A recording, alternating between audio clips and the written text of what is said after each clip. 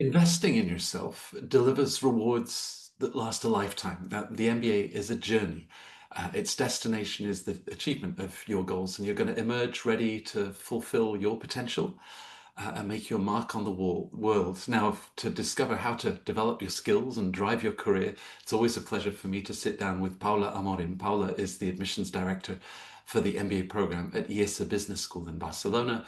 And we're joined by David Chaim. David is from the IESE MBA class of 2026, a CFA Charterholder and wealth manager who manages a socially responsible investment portfolio. And in this February next year is going to lead IESE's Doing Good, Doing Well conference, this huge event. It's Europe's largest student-led conference on responsible business. So it's great to have both of you with us.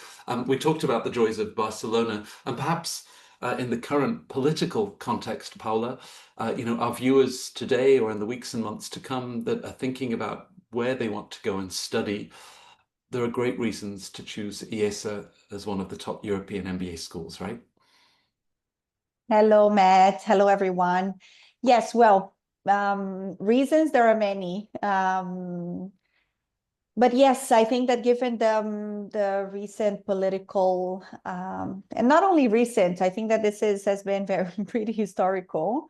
But I definitely think that one of the big advantages of coming to an MBA in Europe is the global component, right? The fact that you will be sharing the classroom with people coming from all over the world and from countries that are undergoing major local challenges and conflicts, or maybe just countries that are very far from each person's current reality. And this really exposes people to a different way of thinking, a different perspective, right?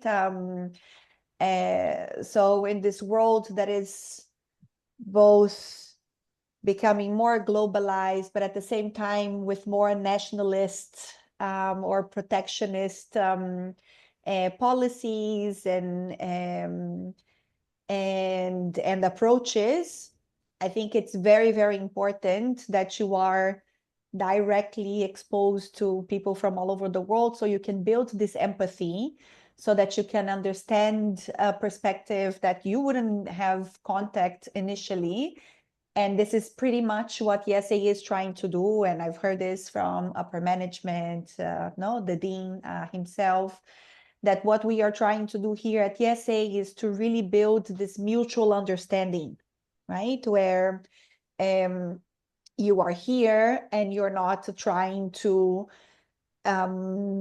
reinforce or force your own set of truths, but you are trying to understand and learn from people that you wouldn't have the opportunity to learn before, right? So that hopefully we can build a world that is more harmonic and that understands each other, and not necessarily that we need to agree, right? The idea is not to leave all of us agreeing with each other, but that at least we respect each other, that we know what's the point of view of someone that we just wouldn't have the opportunity to if we were in our little bubble, or maybe in another environment that wouldn't be this international. Right. David, we were saying earlier that sharing with friends and family that you're heading to Barcelona to business school, smile on the face, they're thinking, great, that sorts out where we're heading next, which has already been the case. But obviously you thought a lot about the right next steps. You're building a successful early career. What was it that sort of tipped the scales for you to choose Europe and to choose IESE specifically? Yeah, so I'm in our spare bedroom right now. We've had pretty much a revolving door of friends and family coming to visit. That you got to pay for the extra room. I'll factor that into your budget. But for me, it was, it was a pretty easy decision in the end, because one thing that I kind of loved about, well, my undergraduate studies for sure, was being surrounded by the smartest and most interesting and diverse people I could be around. I went to McGill in Montreal, if you're familiar with it. And so I needed two things. I needed a really top program that would attract people who had great credentials, and I needed a really diverse group. And I'm from Toronto. It's where I was born, where I spent most of my life. It's as close to being in the US as you can be without actually being there. It is an incredibly diverse city. More than half of the people from there are born outside of the country, including, most of my own family. And, you really start to understand different perspectives and think differently, as Paula was mentioning. And I looked at American schools for a while. I basically had, in the end, my search was a handful of European schools, US, sure, some Canadian, but they weren't quite as high in the end, and the UK. And I very quickly decided, as Paul was mentioning, it wasn't the time to be in the United States. It wasn't where I'd want to spend the next 2 years. Europe became a pretty easy choice. There's a lot of conversation in North America and I'd say the Western countries that is extremely kind of US and Western centric and extremely polarized. And it's really hard to get away from. My own community, my own work, we were stuck in that kind of spiral. And you're not really challenging your own perspectives. Europe, being a central hub, does have the ability to attract so much more. Another big aspect for me was my North American network is fairly strong. I wanted to be able to build a bit of a network here, and I wanted to take the chance at living here for the next foreseeable future.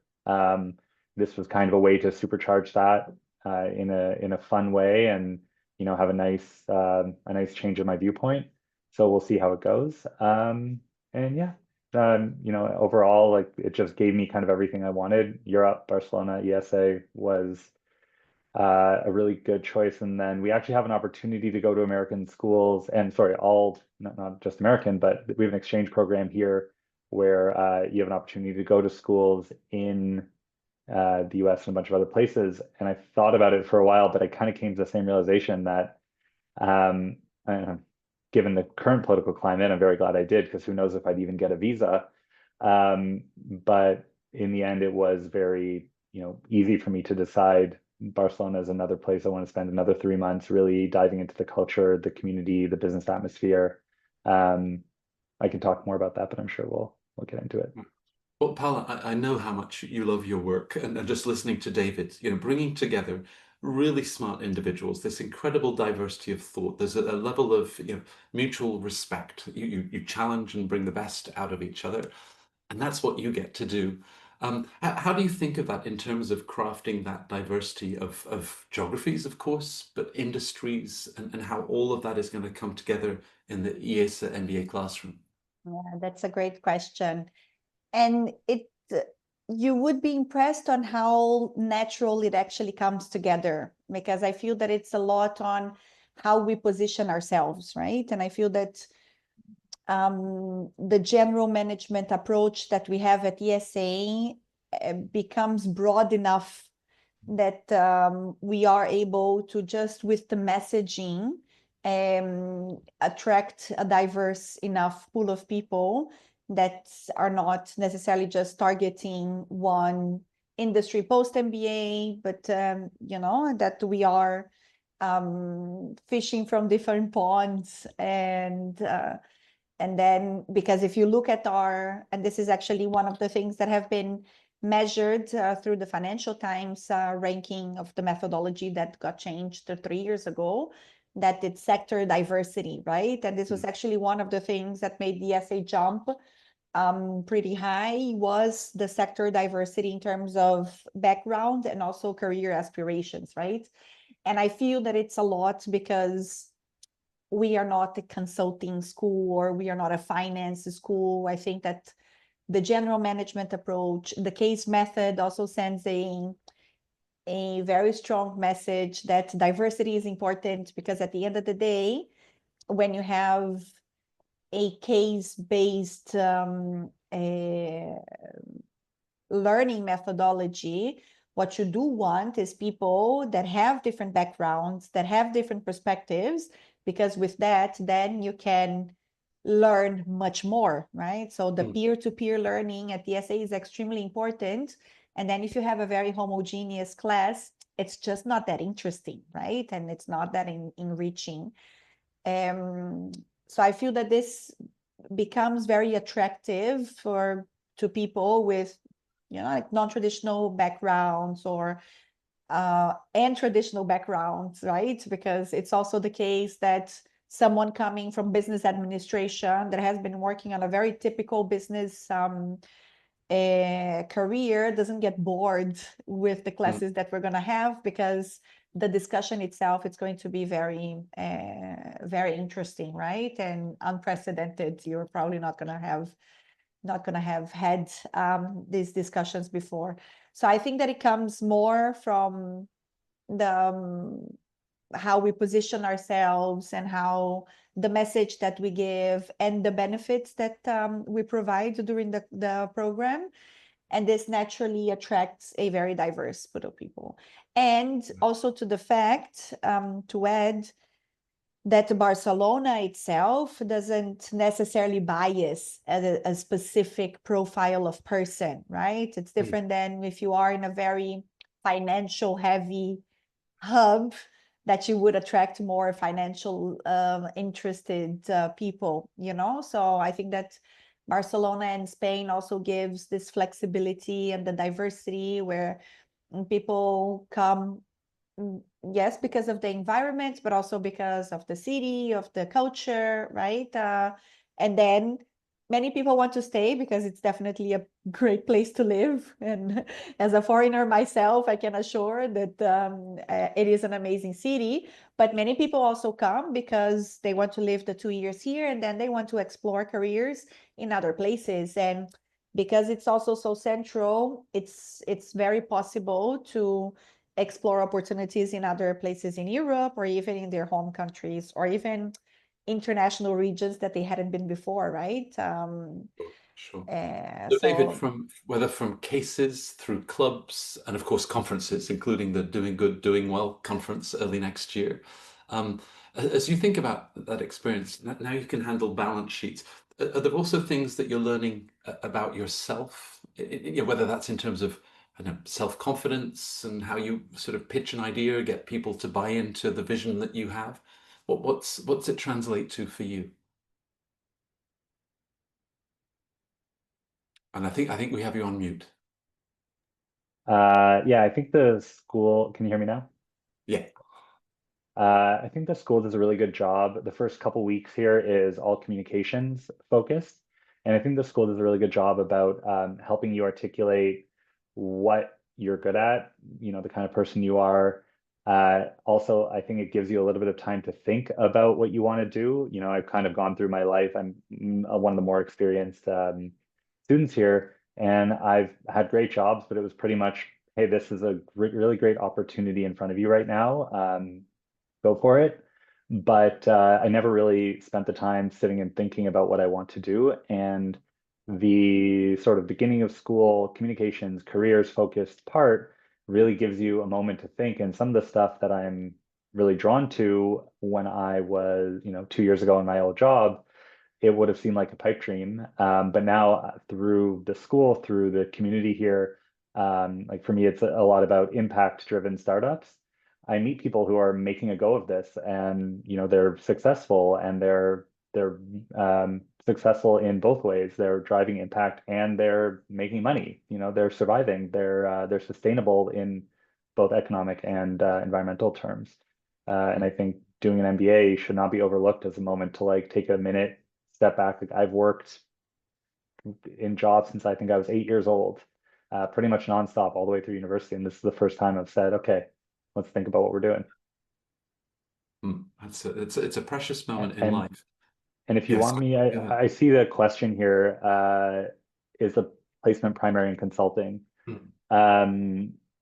No. So there's three main streams. There's consulting, finance, and then what's called diversified industries. And this year, I won't say anything bad about the consulting program. People are getting placements at great firms, finance as well.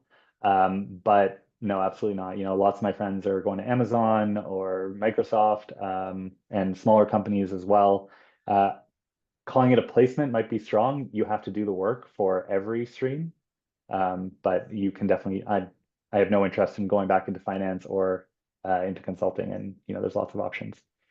Right. And of course, Paula, the school has great ties with BCG and big banks, but it's so much broader. So you brought in this incredible diversity across geographies and industry.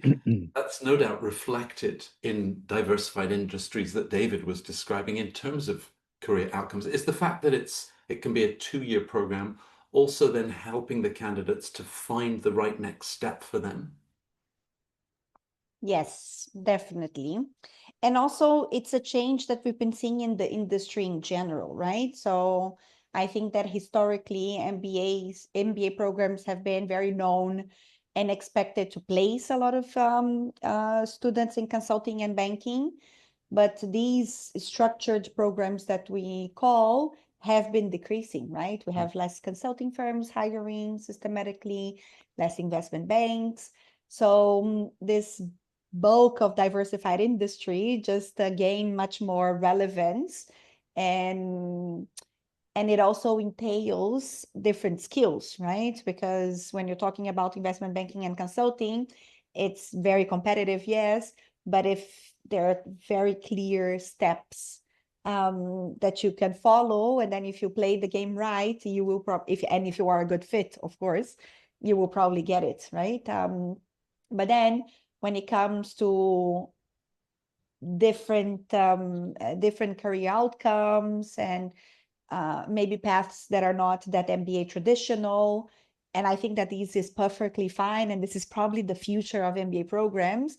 You're going to have less and less structured recruiting programs, and more people having to understand what they want to do and what would make them happy. And I feel that this is where the Career Development Center at IESE is also evolving towards, is and David put it very well, that it's not placement, right? So we're not here to place our students.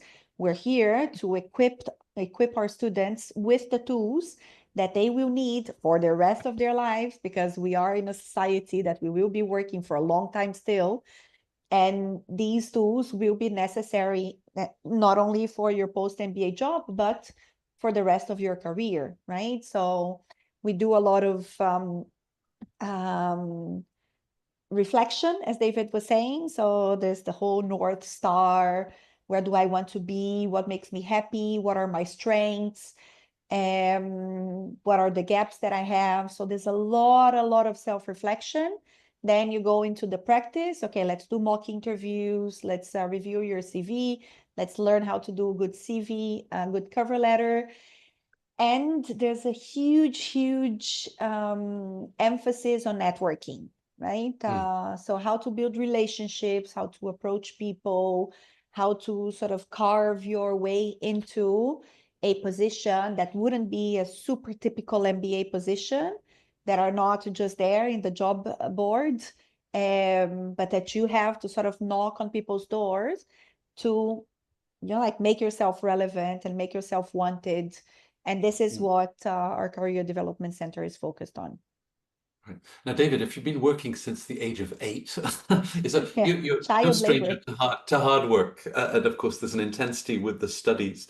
But I mean, something like the Doing Good, Doing Well conference. I mean, it's the largest student-led responsible business conference in Europe. Is that both an expression of something that you're really committed to, that sense of purpose, but equally the extension of this network and the individuals that you're going to meet along the way? Yeah, I think it does a really good job of kind of putting us in a thought leadership position, which I think is very exciting to me.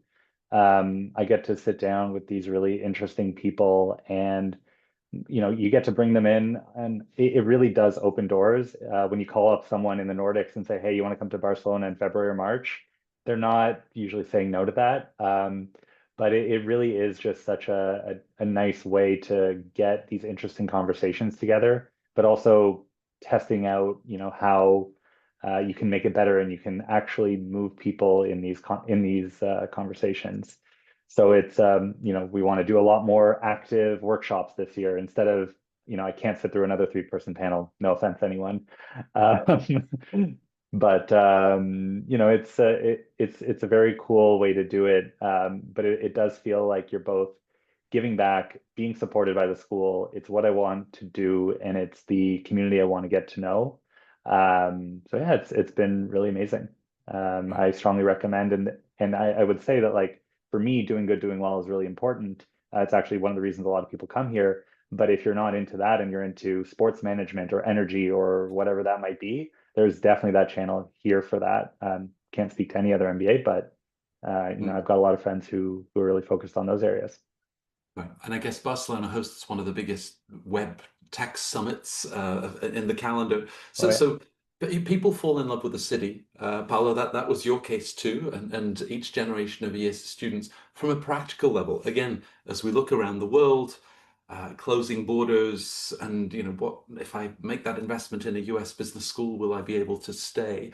In reality, for IESE students, if they want to pursue opportunities on their doorstep in Barcelona, across the rest of Europe, and then, of course, around the world, because you've got this extraordinary global network.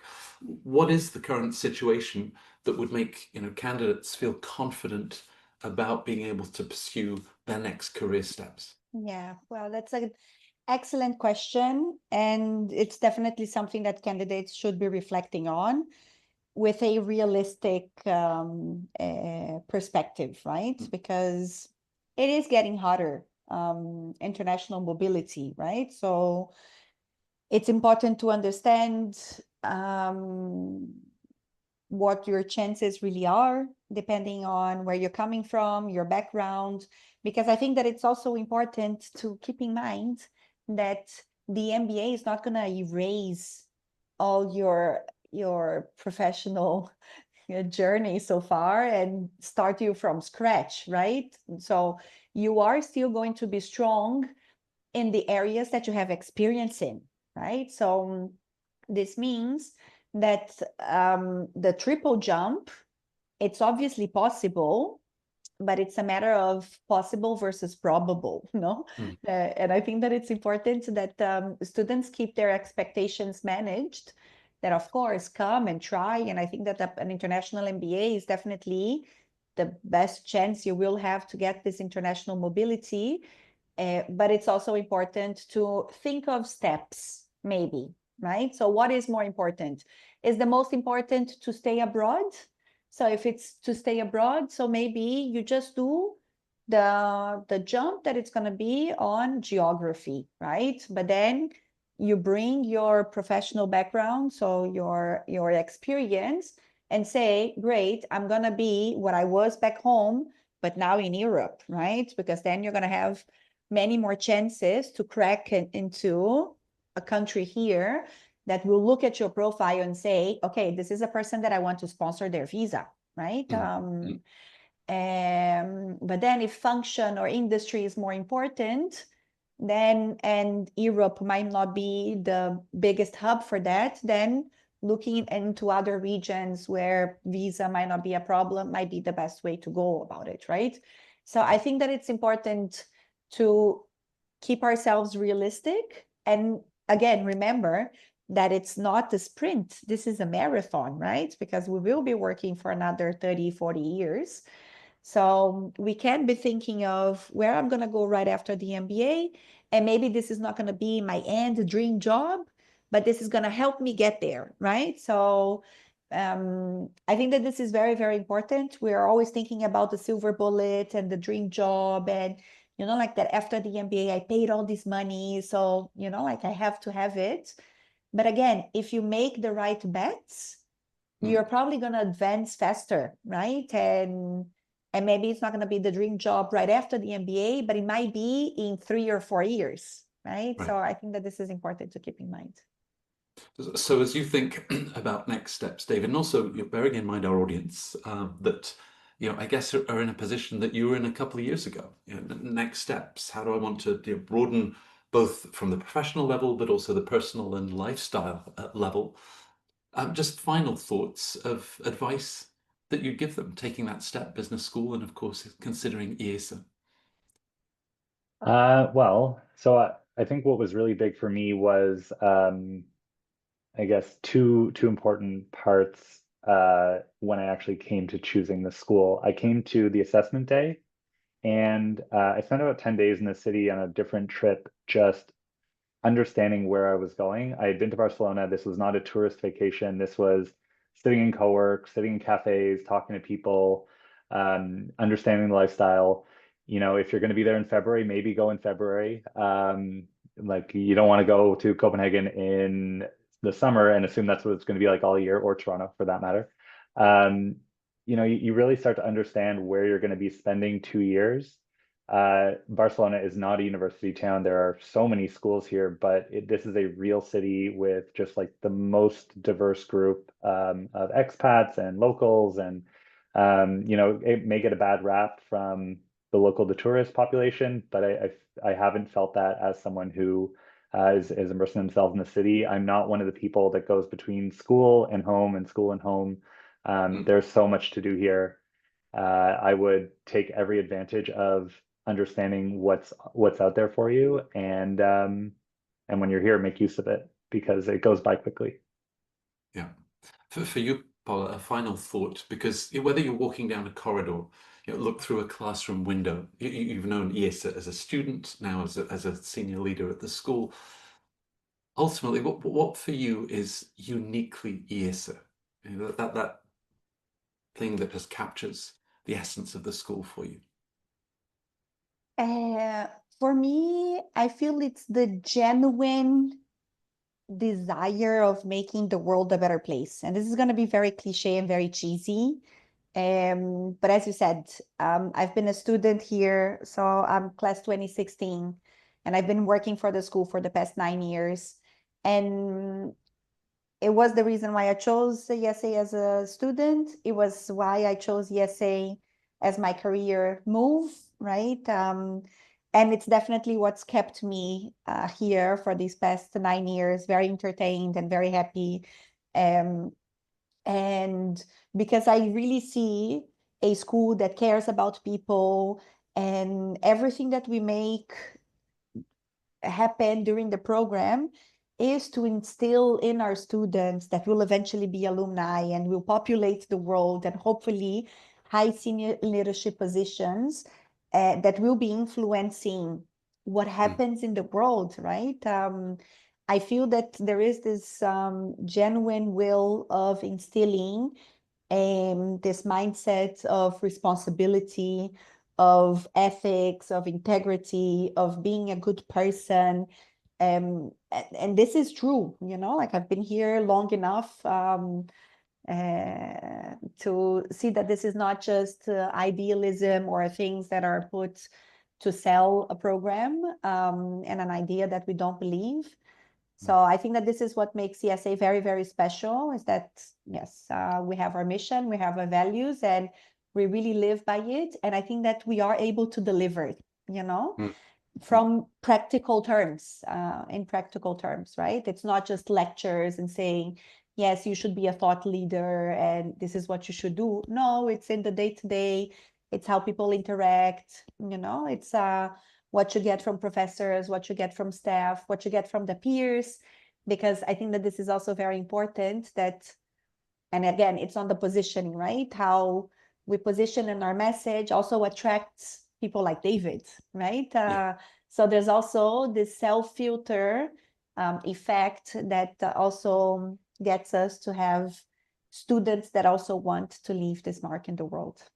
Yeah, well, whether assessment days, just taking in the city, because, we started by talking about investing in yourself and rewards that will last a lifetime.